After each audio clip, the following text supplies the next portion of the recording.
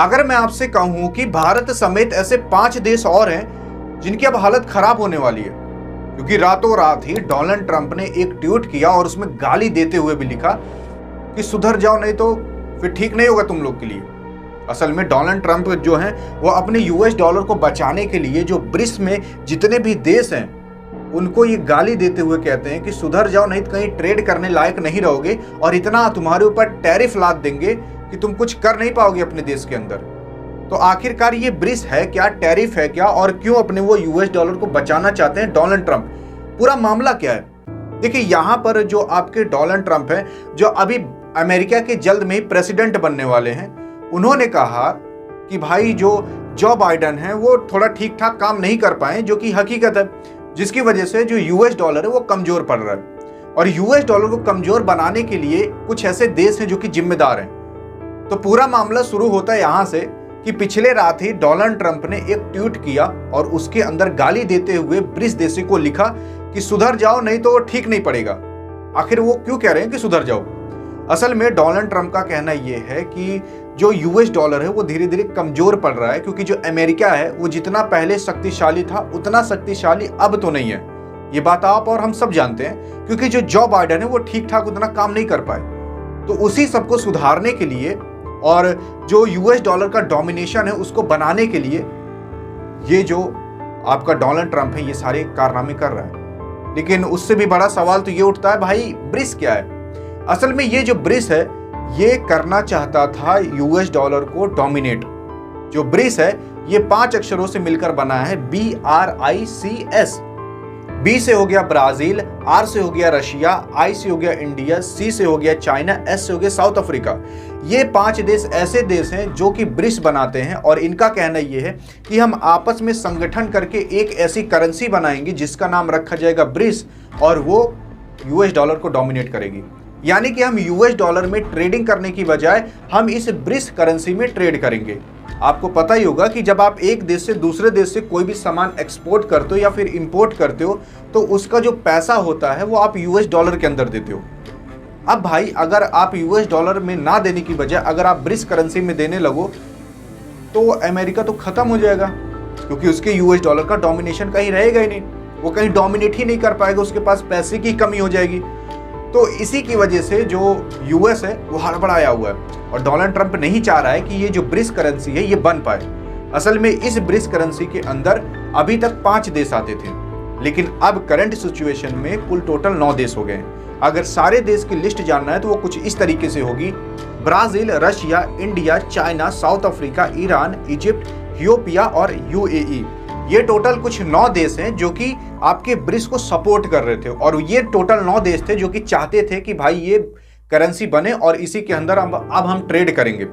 अगर हम इसके अंदर ट्रेड करेंगे तो जो अमेरिका का दबदबा होता है वो पूरी दुनिया से खत्म हो जाएगा। लेकिन अगर अमेरिका चाह ले तो इस ब्रिक्स को कंट्रोल कर सकता है, और वो कंट्रोल करते हुए आया भी है। वो नहीं चाहता कि भाई यूएस डॉलर का दबदबा कहीं पर खत्म हो। अगर यूएस डॉलर का दबदबा खत्म हुआ यानी कि अमेरिका का दबदबा खत्म हो गया। अब अगर ब्रिक्स जो है वो आगे चल के बड़ा बन गया और सब लोग ब्रिक्स करेंसी में ट्रेड करने लगे तो भाई अमेरिका की करेंसी में कोई नहीं ट्रेड करेगा। तो इसीलिए जो आपके डोनाल्ड ट्रंप साहब हैं वो ये काम करना चाहते हैं ताकि ये जो ब्रिक्स है वो आगे चल के ना बढ़ पाए। इसका कहना ये है कि जो बाइडेन भले ही कुछ ना किया हो, मैं कुछ करूंगा, मैं नहीं बढ़ने दूंगा।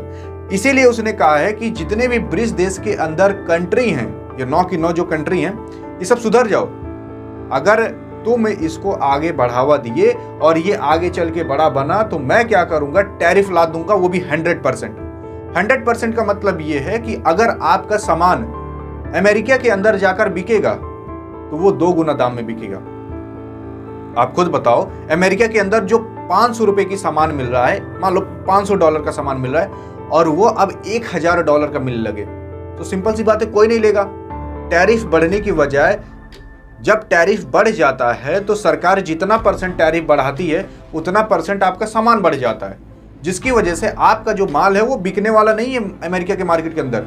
और मान लीजिए भारत की ऐसी कोई कंपनी है जो अमेरिका के अंदर सामान बेचती हो, बहुत सारी कंपनी है, जैसे कि इंडिया की जो आईटी कंपनी है और इंडिया की जो फार्मा यानी कि डॉक्टरी लाइन वाली कंपनी होती है, दवा हुआ वाली, वो सब अमेरिका को एक्सपोर्ट करती हैं, यानी कि यहाँ से सामान वहाँ पर भेजती हैं। इंडिया का जो आईटी सेक्टर है वो दुनिया में सबसे ज़्यादा मजबूत है। इंडिया का जो फार्मा सेक्टर है वो सबसे ज़्यादा मजबूत है।